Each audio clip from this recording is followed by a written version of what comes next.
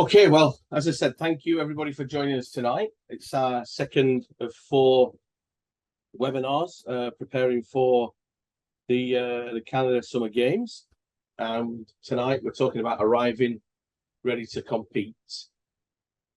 So I'd like to start by gratefully and respectfully acknowledging that our workplace at CSI Pacific exists on the traditional, ancestral and unceded territories of the Musqueam, Squamish, Lil'wat, Esquimalt and Songhees nations of the Coast Salish. I'm speaking to you today from Sydney, BC, which is located within the traditional territories of the Wasanich people, where I am grateful to live, work and play along here with my family. Okay, so what I'd like to do at the moment here is just maybe hand over to Team BC Chef de Mission Aaron Main. All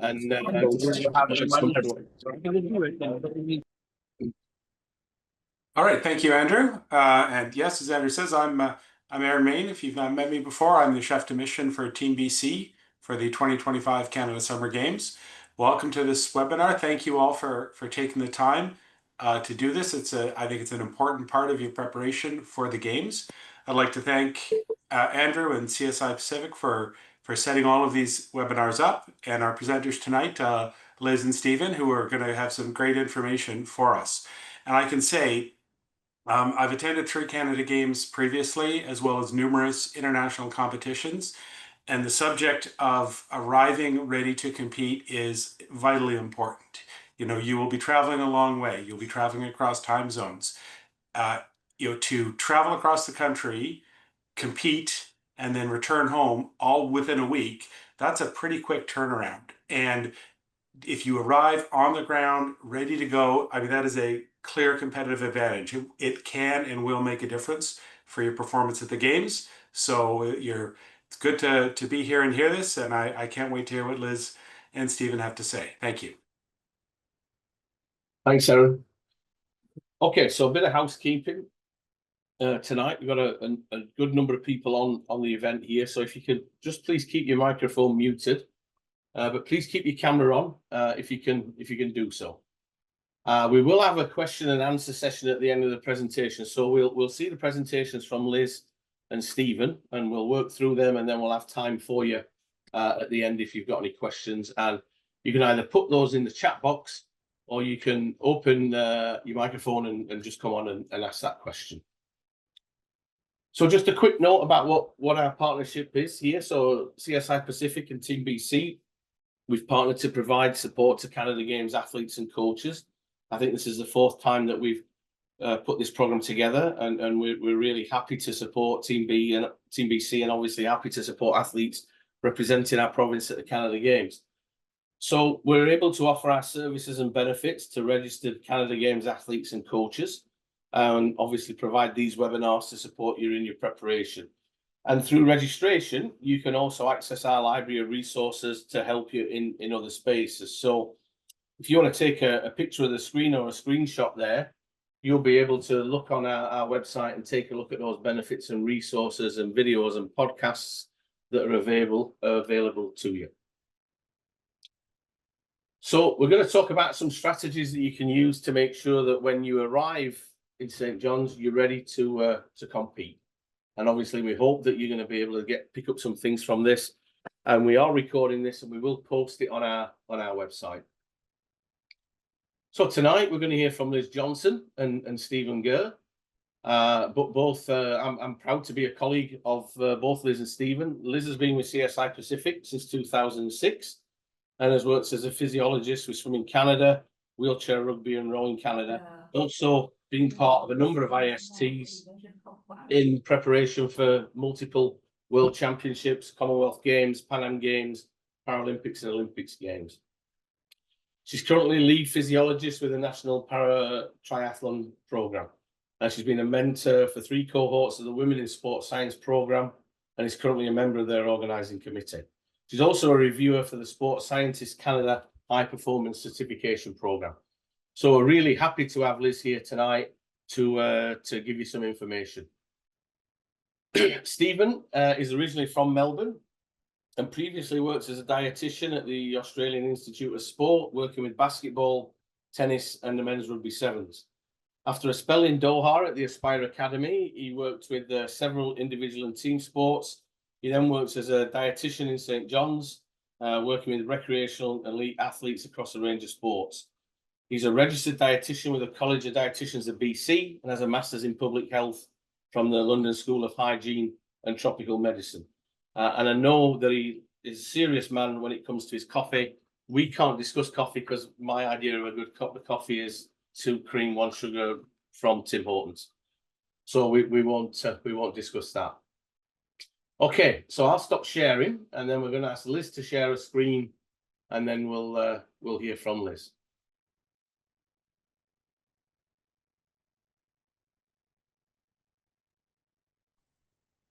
Thanks, Andrew. And I think you should be seeing my my screen now. Can you see my presentation? Yes, awesome. Okay. On. Great. Well, thank you. Thanks so much for having me tonight. Thanks for the great introduction, Andrew. So excited to speak with all of you tonight, and excited for the potential for each of you to be traveling to St. John's this summer to participate in Canada Games. Just an amazing experience. I myself am a 2-time Canada Games alumni from when I was a young athlete, competed in both the summer and winter games. I actually am from the Maritimes, so it was near and dear to my heart to know when people are getting a chance to explore Eastern and Atlantic Canada. And when I won't tell you the dates of when I was an athlete, but I competed in Jasper for alpine skiing and in Manitoba for mountain biking and cycling. And we certainly didn't have any support in terms of sport science and preparing us for the travel across the country. So I hope tonight we can just share a few things that, as Andrew said, hopefully practical ideas to help get you thinking about what you can do to make sure that when you arrive on the ground in Newfoundland in August, that you are as prepared as you can be and ready to perform. So that is, let's see if I can advance my slides here. There we go. I'm just gonna quickly okay.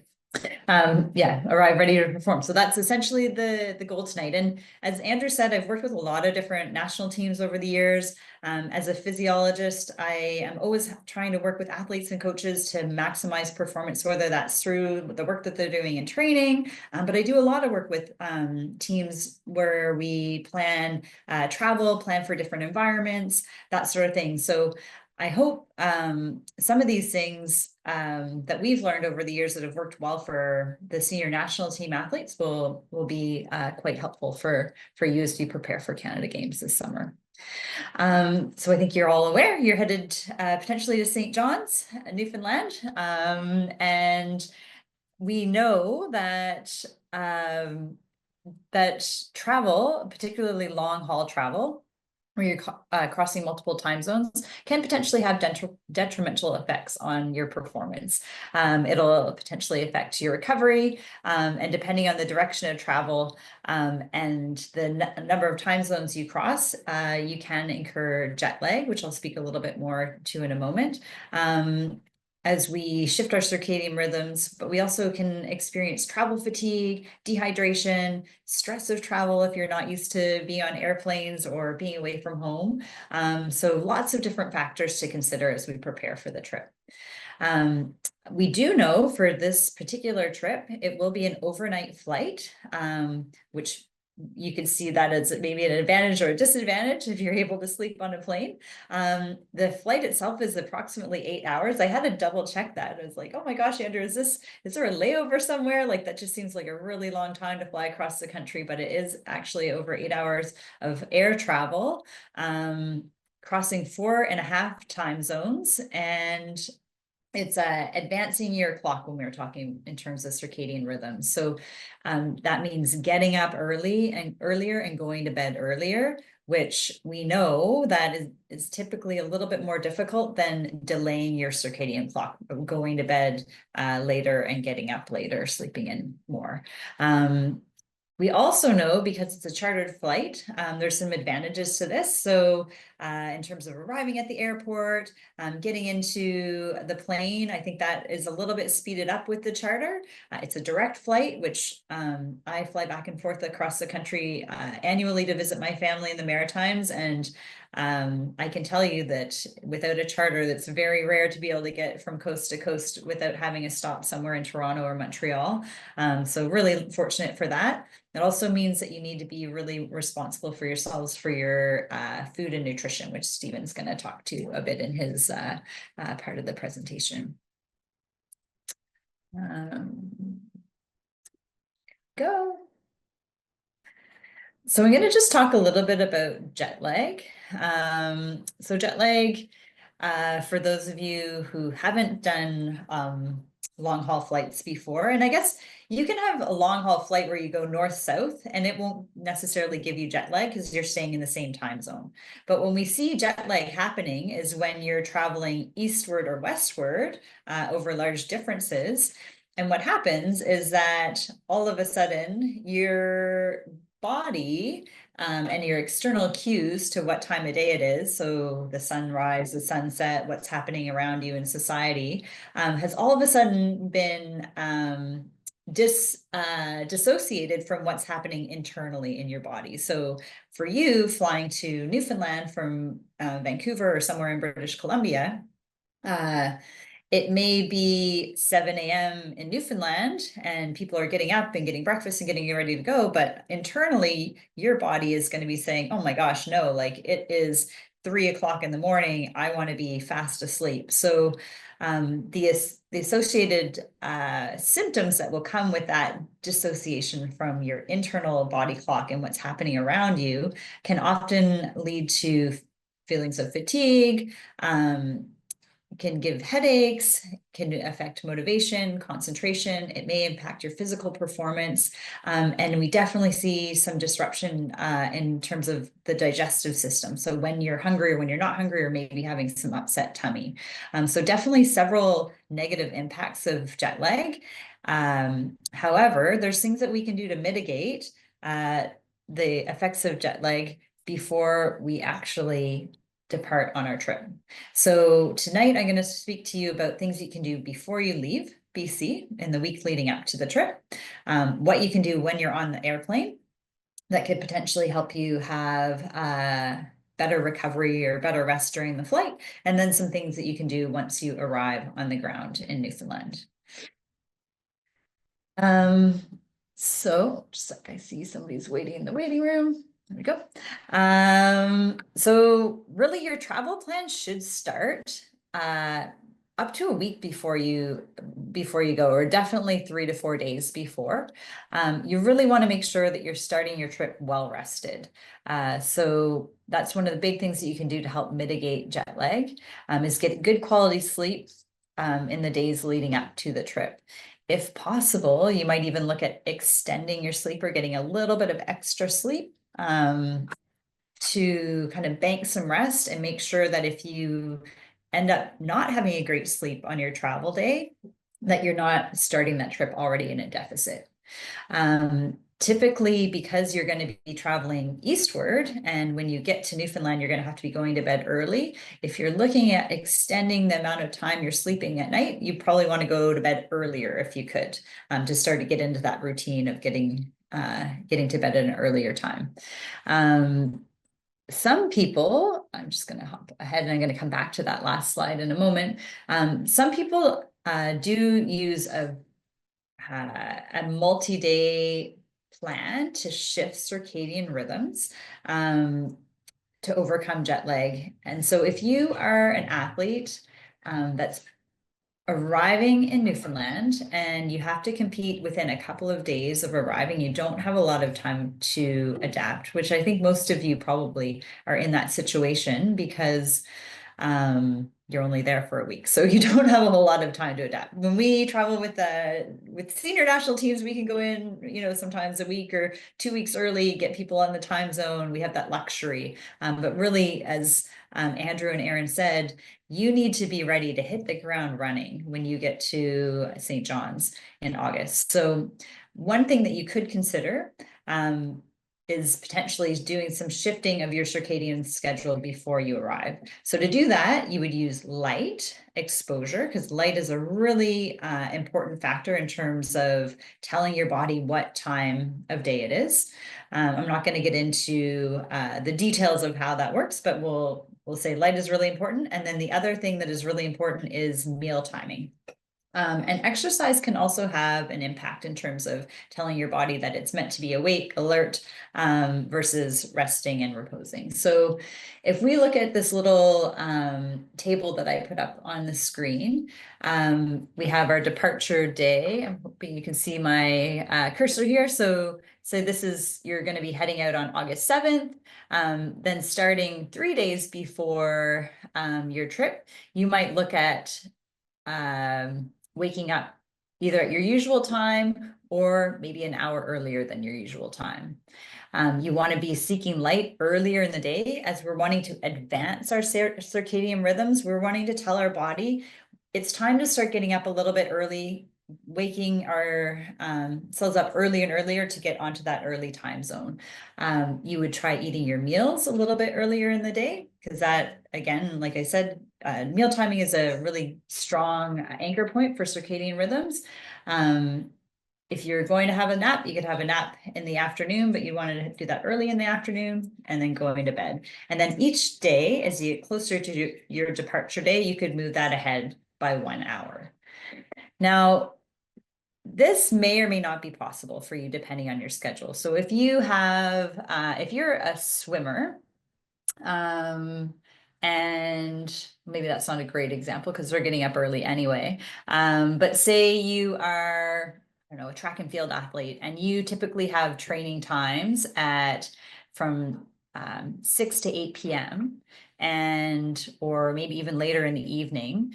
It's not probably going to work for you to go waking up earlier and earlier every day if you can't actually fall asleep earlier at night, or because your schedule doesn't allow you to make that change. So if in doubt, if you're not really sure whether you should be shifting in advance or waiting until departure, I would say work with your coach and your parents, and see if that schedule could potentially work for you. And if not, then I think really banking sleep and getting extra rest leading into the trip is going to be probably the biggest factor in ensuring that you're kind of traveling and ready to it's the simplest way to make sure that you're heading into travel rested and hopefully less fatigued when you arrive. So number one is starting well rested.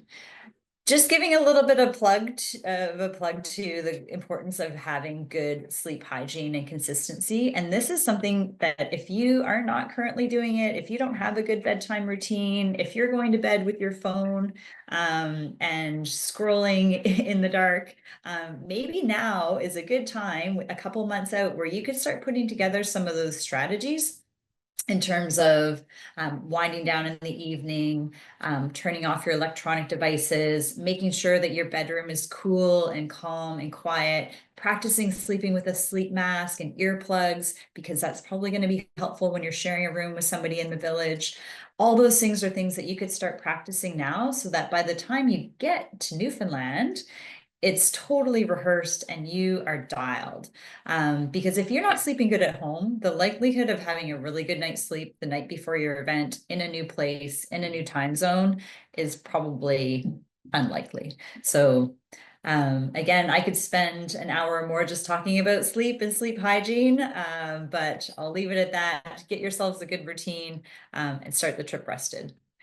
We want to make sure we're hydrated. Stephen will talk to this a little bit too, but in that week leading into your trip, make sure you're just starting to get some extra fluids in. So whether that's in training, with meals, maybe cutting back in the evening to not impact your sleep at the end of the day. And then how can you monitor? Are you drinking enough?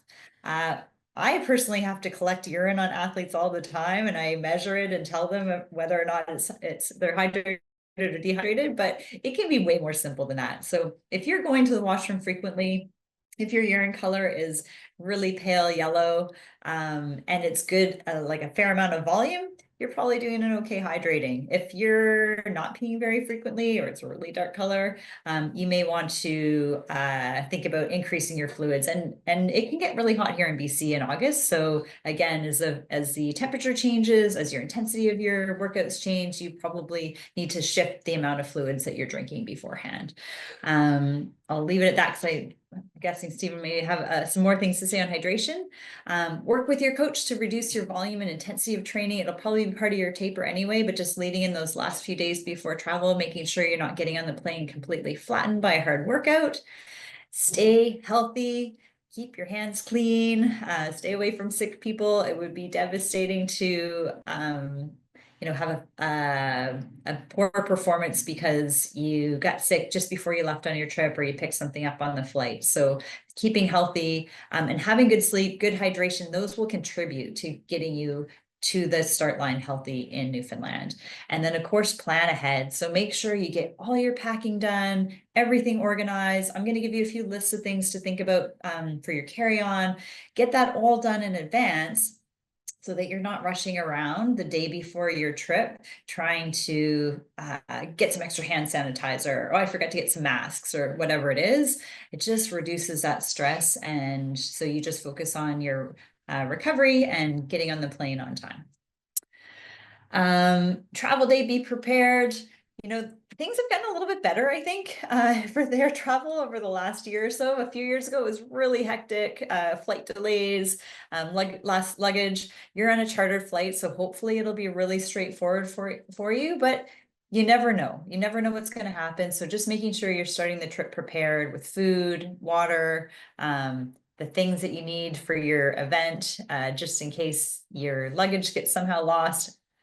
Fingers crossed it's not going to happen on a charter, but making sure that you're prepared for your travel day is key. Got a list here of what we call a flight kit. So this is something we often recommend to athletes, and I do this myself when I travel. Just having a little packet with you of a few key things that will help you be as comfortable as possible on the flight. And this will be an overnight flight, so hopefully you're going to get some sleep on the flight. I'm going to talk about that in a moment. So having a sleep mask that you're comfortable wearing, earplugs that fit your ears, chapsticks, because 8 hours in a pressurized, climate-controlled cabin is super drying. And so having that chapstick and having your water bottle will help with keeping your membranes moist and keep you from getting sick. Lysol wipes. Who knows who was the last person to ride on that chartered air flight, and if they were sick or unhealthy, we don't want to be touching those surfaces and picking up germs and bugs on the way. So having some little packet of Lysol wipes, wiping down your tray. If there's a screen on your chair, wiping that down. The armrests on their chair, your seatbelt, even just keeping everything clean, having that hand sanitizer there, so you're washing your hands regularly before you eat any food, or if you are a person that touches your face a lot, or ways that you may pick up germs that way. So just keeping your hands clean. We do still recommend for travel with our national team athletes,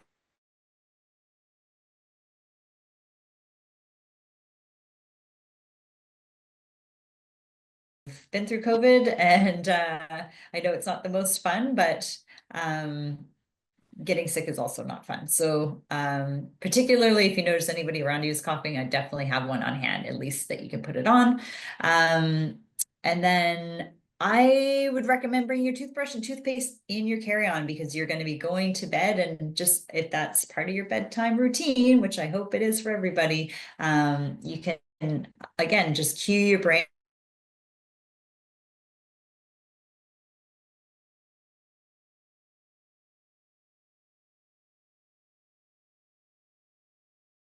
and I want to make sure there's time for Stephen. So a few other key things. You never know if it's going to be hot or cold.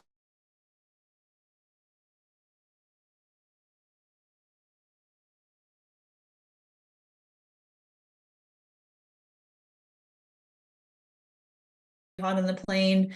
You might want to consider bringing a pillow, like it could be a travel pillow, it could be your own pillow. And that's something that you could keep with you in the games environment in the village, because that is just another thing that feels like home and that will help you be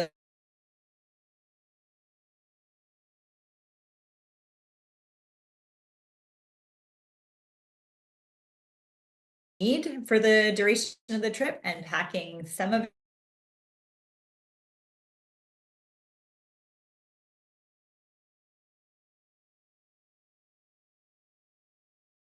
ball or a lacrosse ball or some peanuts if you want to do some self-massage either in your seat or while you're waiting at the airport, and then anything that you need upon arrival. So if you're a swimmer, well, you'll probably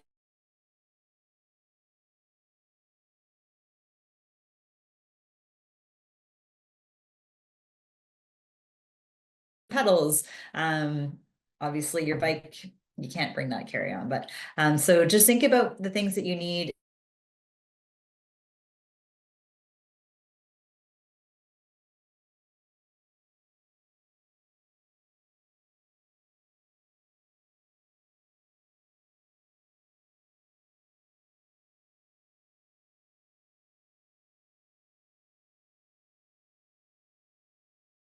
Land time, Atlantic time plus a half an hour or minus half an hour.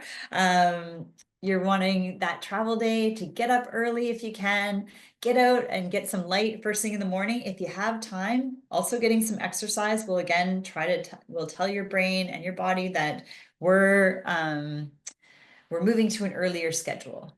Your bags are packed. If you are a caffeine drinker, whether that's coffee or Coca-Cola or dark chocolate, make sure that you don't have it before noon, and try to limit any caffeinated products in the afternoon. You want to plan to have your dinner before you get to the airport, or bring something with you. I think there's limited options at the terminal that you'd be flying out of. Fill your water bottles, I already mentioned that. And then whether it's at the airport or during the trip, we're wanting to sip on our fluids and stay hydrated. If you're just fine, you're sitting around in the airport waiting to get going, great time to stretch, relax, do some massage, because you're going to be sitting in one place for a long time during the flight. I'm not totally sure what time you're going to board the flight, but I'm just guessing if it's 7 p.m. that you'll probably be getting on board sometime around 6.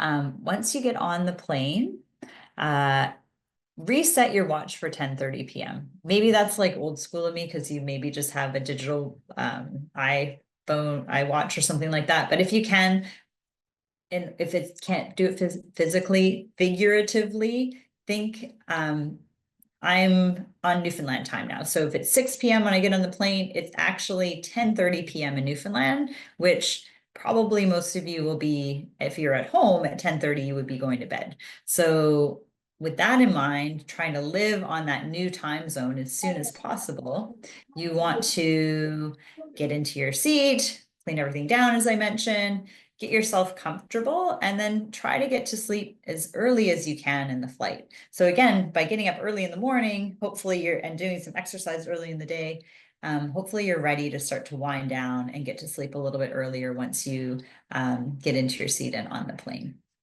If there's a screen on the back of your chair, it is super tempting to watch movies. I would just say, if you're gonna decide to do that, maybe limit yourself to one, and don't get into that like watching movies all night until like 10 or 11 p.m. BC time, because 11 p.m. BC time is like 3:30 a.m. in Newfoundland, and it's just going to end up making you feel really, really horrible when you actually touch down in the morning and have to get up and get moving. So sleep as much as you can. If you can't sleep, I have a few suggestions for how you may relax and just keep your mind calm. If you're awake, make sure you're still sipping on fluids. And if you're awake, you may want to think about moving around in the cabin, doing some stretches, just keeping that blood from pooling in your lower limbs, or even just doing some like calf raises or different movements in your seats. So I'm just going to go through these really quickly, but these are two strategies I've personally find work really great for relaxing and getting myself to sleep. So just box breathing. So if you think about this box as a square, or if you think about breathing as a square, you're breathing in for 4 seconds, holding your breath for 4 seconds, breathing out for 4 seconds, and holding your breath for 4 seconds, and then just repeating that over and over. What that does actually helps turn on your parasympathetic nervous system, which is your like rest and repose nervous system. So even if you're not falling asleep, it has similar impacts on your brain and just relaxation to kind of just calm everything down. So that could be one strategy you might want to consider if you're having trouble falling asleep. Another idea is cognitive shuffle. So you pick a word, could be any word. I pick games, and you just start going through each letter of the word, trying to think of as many words as you can that start with the same letter. So I'm not going to read through my example here, but hopefully you get the idea. And so you just go as many as you can with one letter, and then when you've exhausted that one, then you go to the next letter and keep going.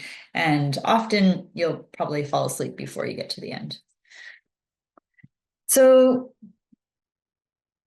actually, oh yeah, here we go. So you arrive in Newfoundland. You're landing likely around 7 a.m. You're going to travel to your accommodations. On that day that you arrive, make sure you continue to focus on good hydration. Get out and get in the sunlight in the morning because you're going to feel like going to bed, but you got to resist that. Get some good light on you. Move around, stretch, get some light exercise. And maybe you're thinking, well, I didn't sleep at all on the plane. I'm totally exhausted. We get a bit of a break in the afternoon. Can I have a nap? Is that going to impact my ability to sleep? Is it going to be good? Is it going to be bad? And I would say, yeah, a nap's okay, but you might want to put some parameters on it. So if you get to the games village, it's unlikely that you'll have unlimited time to have a nap, but I would say going in your room and pulling the blinds and laying down in your bed for 3 hours in the afternoon on your first day after arriving probably wouldn't be a good thing to help with your jet lag. However, if you have 30 minutes to lay down and have a little recharge, and you do that before kind of late afternoon, so between 1 and 4 p.m., that would be great. Or even if you had a little bit of a longer opportunity to nap, limiting it to 90 minutes or less could potentially be good. Just making sure that you're not napping to the point where it's starting to impact your nighttime sleep. Again, I don't have a ton of time to get into all the details, but I would say naps are okay. Keep them earlier in the day, and shorter is generally better, but a long one is okay if you have time and you're able to still sleep well at night. So for your first night being good sleep, you want to limit your caffeine again. Afternoon, try to avoid light in the afternoon. So that might be like if you're outside wearing some sunglasses, not staring at your screen when you get back to your village accommodations, keeping snacks around with you in case you're hungry in the night. Try to go to bed at your normal bedtime that you would in BC, but in Newfoundland. If you're not falling asleep right away, just do your best to relax. Try some of those breathing and relaxation exercises. And just like I said about the sleep hygiene and behaviors, trying some of those things now so that it's not your first time when you get to the village would be, then you can see, oh, does this work for me or does this not work for me? Or maybe you get a meditation app on your phone, or there's lots of different options out there. And then because you are 4.5 hours ahead of all your friends here in BC, I would suggest you consider turning your notifications off. Both for yourself and for your roommate will really appreciate you not getting messages coming in and waking you up throughout the night. So again, be prepared, start your trip rested as much as you can. Try to live on, I said Atlantic, but Newfoundland time, basically as soon as you board the flight in Vancouver. If you can't sleep, whether it's on the plane or in the village, just do your best to do some good relaxation. Stay healthy, keep your hands clean. Stephen's going to talk about that. And good luck. Have an amazing time.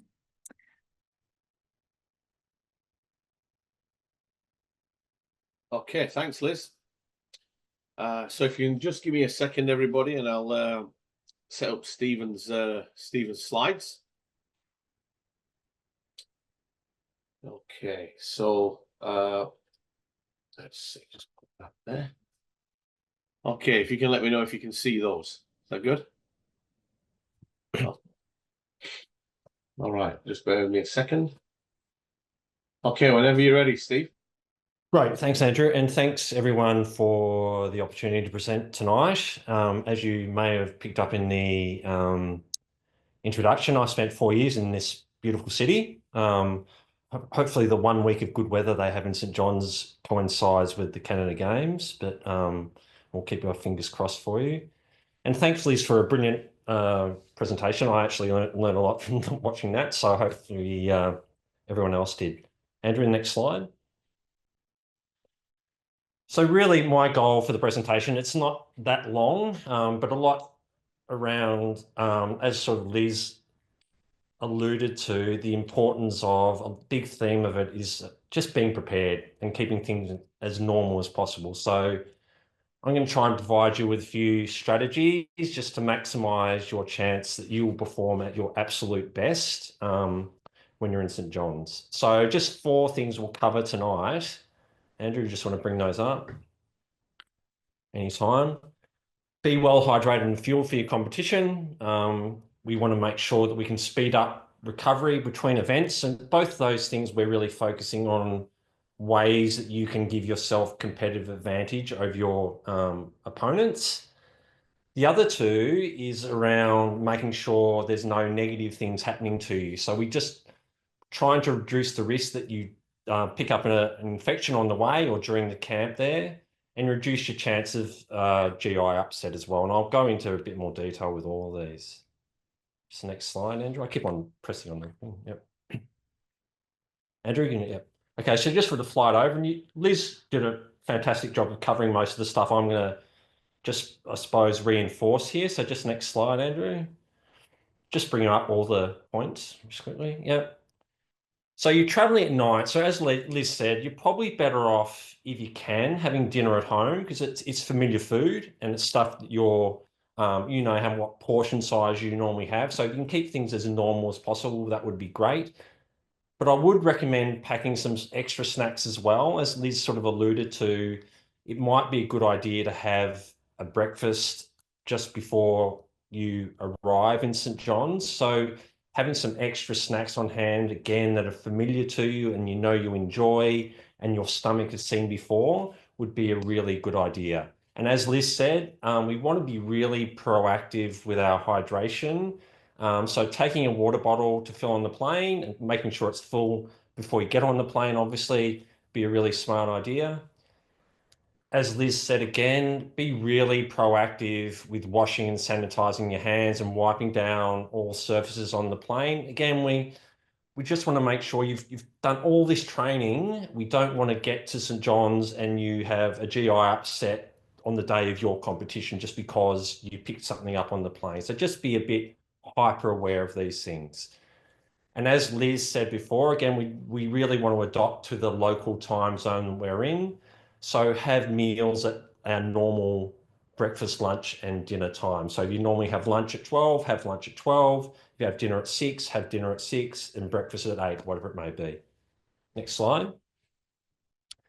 And this is why we keep on telling you about being proactive with your washing your hands. 80% of infections are spread by your hands and other people's hands, obviously. So just be probably the last time, or maybe the second to last time we talk about this, but just be really proactive with this. All right. Hopefully some of your opponents might get sick. All right, so just going to go into a few strategies to think about around being hydrated and fueled for competition. Again, this is where we're trying to give ourselves some sort of a competitive advantage. So hopefully now and over the next month or 2, we're really going to fine tune your fueling and hydration plan for your sport. If you haven't started that already, please think about doing that right now, because then you have something that can use copy and paste when you're in St John's. And if you need advice on that, or if your team needs advice on that, myself or my colleague Tiffany would be more than happy to help out. Really, really important. You only have a week there, and you don't want to spend half your time when you're in St. John's wandering around different shops looking for sports nutrition product that you really like to use, or just those everyday foods that you really like. So I strongly suggest that you pack, even though you can buy things like sports bars and cereals and electrolyte supplements, obviously in St. John's, pack it in your bag so you can just spend your time in St. John's resting, recovering, training in the lead up to your competition. I would highly, highly recommend you have a look at the menu. I've had a look at the menu and it is overwhelming. It's an enormous amount of food, pretty much 24 hours a day. But remember, you're not going for an all-inclusive holiday. You're there to train and compete at your best. All right. So I would really highly recommend you study the menu, and especially those 1 or 2 days and the day of your competition. You went a bit quick there, Andrew. Be trigger happy. All right. And develop a strategy to fill the gaps. So if you notice that it's not any sort of familiar foods available to you that you normally use in the lead up to your competition or after your competition, think of ways you can counter that by, as I said before in the previous point, bring some stuff from home or asking your coaches to go and buy something at the supermarkets in St. John's. All right, next slide, Andrew. So this is just one page of a very long menu. And this is just one section of the breakfast. So the point I want to make here is if you're used to eating oatmeal for breakfast, especially in the lead up to your competition, don't go, oh, maybe it's a good idea to try these kidney beans look really good. It's not a time to experiment with new foods. A really big theme of this presentation is, we tell this to elite athletes all the time, stick to familiar foods. Whatever you're using in training and lead up competitions, try and do exactly the same thing when it comes to your competition. All right, yeah, next slide, Andrew. Again, similar to the fueling and hydration, really use this time now to develop and practice your recovery plan before you actually travel. And again, we want to get that set in stone. And when you get to St. John's, copy and paste for when you're there. And again, just like with our travel and hydration strategies, packing those in foods and supplements, sports foods, whatever it may be, that are really important for your performance and recovery, and making sure you don't have to go and seek those out when you're in St. John's. I'm pretty sure go back, Andrew, just before we get onto that. If you're traveling to a competition venue when you're in St. John's, get an idea, if at all, that they're actually providing any sort of special foods or have a recovery station at those venues, see what they have there. And again, if they don't have what you want, especially if you're in a sport where you have to recover quickly between days, plan to have something take to the competition venue. Can you start that recovery process straight away? And again, going back to studying the menu, what options, especially the carbohydrate and protein options, are going to be available on the day of your competition to help you recover really quickly if you're competing over especially if you're competing over multiple days. All right, next slide. And hopefully this is just revision from Liz's presentation. I would suggest travel with a face mask. Our chief doctor at CSI Pacific shows some really good evidence that really does reduce risk of picking up an opportunistic infection. So highly recommend doing that. Again, wash your hands before each and every meal and snack. A point again that I make with elite athletes all the time, always, especially around those 1 or 2 days leading into your competition, as much as possible, stick to foods that are familiar to you, that your gut and your GI system has seen before. And there's going to be a really big temptation, because there's so much food around, more food than will ever be in your house ever.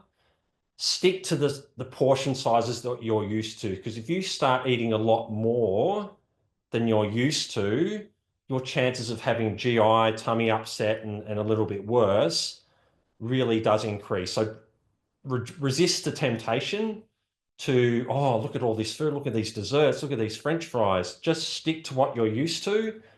Obviously, after the competition, we can be a bit more relaxed and celebrate a bit, but especially in the lead up to your competition, same foods that you're used to and similar amounts. And this is more general sports nutrition advice, this next point, but always in the lead up in the 1 or 2 days before your big race or event, stick to foods that are low in fat, low in fiber and low in spice, because all these things, if they're too high in fat or too high in fiber, will increase your risk of GI upset. This next point's more for if you're traveling to a developing country, but just generally if you see a rice and you think it's been sitting out at room temperature for 3 hours, don't touch it. So always eat hot foods that are hot and cold foods when they're cold. And again, going back to what Liz was talking about with being proactive with your hydration, drink water and or juice at every meal. We know this is a really effective way of hydrating, and making sure you have access to a water bottle or some fluid in between meals as well. All right, so we're almost done. This is me, these next points are me trying to be a bit of a comedian. All right, so buffet rule number 1, leave your competitive spirit for the field of play. Don't try and be the person who eats the most pancakes at breakfast or the most French fries at lunch or dinner. Yes, there is French fries, I think, on the menu at St. John. It is St. John's, so they're, or who can fit the most, eat the most plates, whatever it may be. Leave that competitive spirit for where it matters most in your competition venue. We're all human. We see nice food and we want to eat it, but if it's not an important part of your fueling or hydration strategy, leave it for after the competition. There's still going to be access to those foods when you finish. So again, going back to my suggestion of looking at the menu before you go, have a plan of what foods you want to eat and you think are really important for your performance and recovery, and do your best to stick to it. Again, familiar foods in similar amounts to what you're used to. And last one, do the rounds. I'm sure most of you have been to a hotel buffet and we have that temptation, oh, grab some of this, grab some of this, grab some of this. Have a look at the whole venue, see what's on offer. So similar to that planning one, the slide before you put anything on the plate, do a whole round, see what's there, and then decide what you're going to have. And again, just to reinforce that point, sticking to foods that, one, will enhance your performance, things that are familiar to you, and in similar amounts to what you're used to. So just one more slide. As I tried to allude to before, you're going to St. John's to compete. This is going to be one of your biggest competitions of your life. So you want to make sure you perform at your very best. We're not going on a holiday to St. John's. So just making sure you stick to your plan. Don't go changing. All right, so try and as best you can. Obviously, you're in a different environment, different food environment, but try your best through planning beforehand to implement your training competition plans as close as normal as possible. So as I said, study the menu, especially on those days leading up to your competition. As much as you can, stick to familiar foods and fluids in the same amounts that you would have here. And just so we can spend our time when we're in St. John's focusing on doing your absolute best and not walking around the shops at St. John's, take those foods or those sports foods or just normal everyday foods that you enjoy, an important part of your training and preparation, rather than having to go out and get it in St. John's. And final point, be safe. Wash and sanitize your hands. I think you've all got that message now before in each and every meal. And as Liz alluded to before as well, don't hang around sick people. And that's it. Thank you.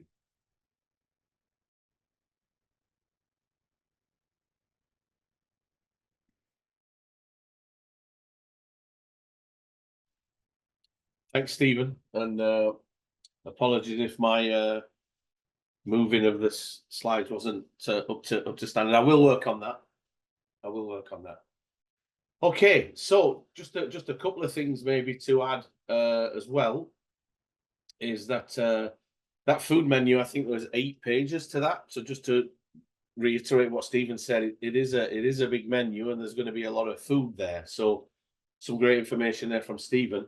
And then I saw in the chat box while Stephen was talking, Aaron put the flights in there. So I believe week 1 the departure is 7 p.m. so that's 1:30 a.m. Newfoundland time, and then week 2 the departure is an hour later at 8 p.m. so that's 2:30 Newfoundland time. So Aaron, thank you for putting those in the chat box. There's actually there's 2 flights each week because our team's big enough that we get 2 charters. So the second flight leaves 45 minutes later. So 7 and 7:45, 8 and 8:45. And the current plan is that those flights will depart from the main terminal at YVR. So at least there's slightly better services there than at the South Terminal. Okay. And I believe that the plan is also it's not a non-stop flight, but there's a fueling stop, but there's no need to deplane. But the plane will land halfway across the country. But there's no need, we're not getting off or changing planes or anything. That makes sense. I was like, wow, it's a good long distance to fly across the whole country. And it's not a race between the 2 planes, Aaron? I'll leave that up to the pilots to sort out. Yeah, I mean, life's a competition after all. 18 pages. Sorry, I thought only 8, Aaron. Yeah. So, Michaela, when you have a question, when will forms for food allergies be available to fill out? And who does this? I don't have an answer for that. I don't know if you do, Aaron, but I know that I can pass that information on. I do have an answer for that. I replied, although maybe Michaela was the only one who would see it. I replied to that one. When you complete your games registration in GemsPro, there's a whole form to be filled out. One of the things you fill out there is any food sensitivities, requirements, and allergies. So that is part of the registration. So that'll go in with everything else that you submit. And in addition, just to note on that very lengthy menu, there are specific feeding stations both for gluten-free, vegan, and vegetarian.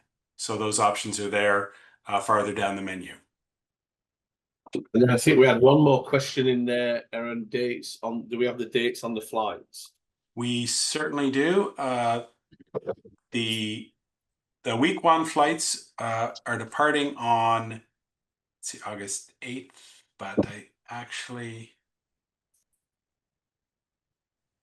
The spreadsheet that I looked at had the 7th and the 17th. Depart the 7th. Week 1, depart the 7th to arrive the morning of the 8th. And then week 2 will be departing on the 16th, departing on the 16th to arrive on the 17th. Because it's an overnight flight. Okay. Thanks, Aaron. Thanks, Liz. All right. Any questions from people on the webinar? So you can either throw it in the chat box or open your microphone, and please let's have a few questions if we can.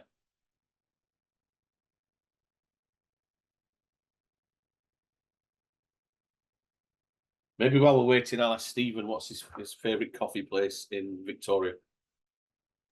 It's going to sound a little inappropriate, but it's Bannerman Brewery has the best coffee and it's a beautiful setting. So it opens like 8 in the morning. It's really, really nice. Okay. I thought you were going to say it's inappropriate, but it's important. But I guess not. I just want to say how, Stephen, I really appreciate the tip on doing the tour of the buffet, having been at a few games environments before. And for those of you who have not been to one of those big dining halls, it is so easy to just go, and especially if each station gives you like a separate plate with something and you've got your tray, and then all of a sudden you've got this tray full of like a whole bunch of different things, and you're like, see one more thing and you get that. And both for food waste and also for just a little bit of your own portion control, it's just easy to let it get away from you. So yeah, I like that one. Michelle has a question or hand up. Hi, I was just wondering, for swimming, I'm attending Canada Short Course Champs in Quebec, and I know it overlaps one day with Canada Games. So how do we like arrange the schedule? Yeah, if for some sports we know there's going to be competition or training that perhaps overlaps or impacts it, and so it's possible to have what they call a travel deviation. So you might fly from where you are to St. John's rather than coming back. I don't want to give you a detailed answer now because there's a whole process to be done with that. Your coaches, your PSO will be aware of that. And on the 14th of June, we're having the coaches meeting where a lot of this information is going to go out to your coaches. But if you've got any concerns about that, I would start up through your coach and they can ask and come back with the answers. But I will say definitely arrangements can be made for that. How that is done, your coach will be able to help out. Okay, thank you. Thanks, And Michelle. the fortunate thing in that scenario, Michelle, is you're over halfway through the country, so you have less travel fatigue and less time zones to change to head over to Newfoundland. So Yeah. you'll just have to focus on just your recovery from the competition, as Stephen said, both with your nutrition, but also your rest and just being disciplined, I think. Around that recovery between events, because I'm sure finishing one event is going to feel like, yay, made it through short course champs, and now headed, and you kind of want to celebrate, but you may just need to forego that celebration for another week until you get to Canada Games.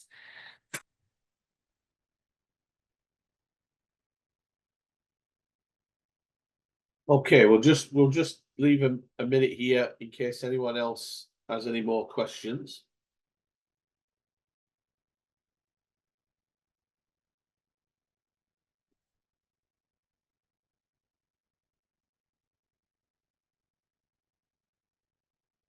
Um, And Andrew, you're gonna oh, sorry, was there a just question? if Or is someone that you, does forget Stephen? to bring their sports foods, they like things like gels and bars and that sort of thing. The running room is just literally over across the road, a bit more than across the road, but a 5-minute walk from where you're staying. So you'll be able to stock up there. And the other good place to buy sports nutrition product in St. John's would be oh my God. It's gone completely blank. Not Tim Hortons? No, not Tim Hortons. No, okay. It could be Outfitters. Yeah, Outfitters. But that's sort of downtown. So they're two really good places to go if you need to stock up on some gels and bars and that sort of thing. I'm going to jump in here as well with a sales pitch for your Team BC mission staff. Each sport will have assigned to it one sport mission staff who's responsible to provide support throughout your week of the games. Our role is to make sure that you have the most positive experience, everything you need to be able to focus on your competitive performance. And going out to get some nutrition bars, some supplements that are required, that is something that sport mission staff can do. So through your coach and team manager, if there's something you need, pass that request up to mission staff and we will make it happen. I can tell you sometime about driving around Sherbrooke looking for pure cranberry juice to assist an athlete. So it's all part of the services we provide. And don't hesitate to ask either direct to the mission staff or, as I say, through your coach and manager. That's what we're there for, quite literally. Maddox, do you have a question? Yeah. Thank you guys very much, first off. And then, oh goodness, I'm blanking. Oopsies. Okay, we'll give you a second. It's all good. Sorry about that. For travels, previously we've had pretty extensive being able to bring gear with us. Will we be in a similar boat this year? That in terms of your sport equipment specifically, what sort That's of right. gear? Yeah. Just like being able to bring toolbox, extra stuff to go along with my bike. Okay. I was going to say it's sport specific in terms of what equipment is provided there and what equipment can be brought. There's an equipment list, an approved equipment list, which is there, and it's basically primarily around transportation, you know, because sport equipment takes up a lot of space, so it's not unlimited. So they'll say you can bring these things. As an example, we got asked about pull carts for golfers. We can't bring pull carts because they're not going to transport them to St. John's. So that is a question for your coach and team manager, and again, that can come up to the coaches meeting. I don't want to answer off the top of my head. The short answer is you will be able to bring equipment, but there may be a limit on what items and how much. Thank you.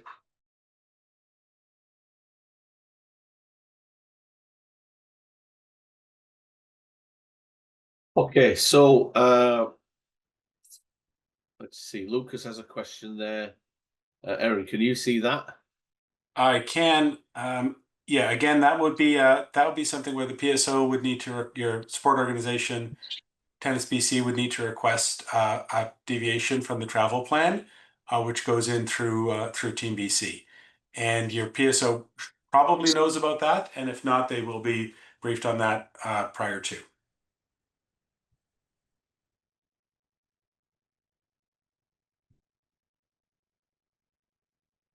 Okay, Erin, I'm really pleased that you came on the call tonight.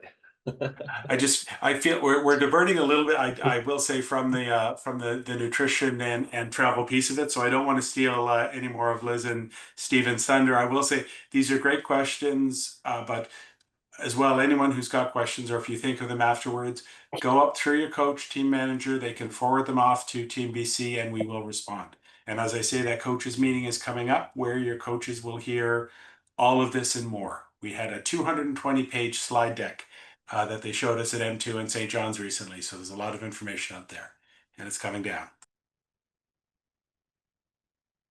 Okay, so to wrap up, so thank you for joining us this evening. Really appreciate you registering and showing up. And thanks to Liz and Stephen for a great job there. And thanks, Erin, for joining us and being able to answer some of those questions.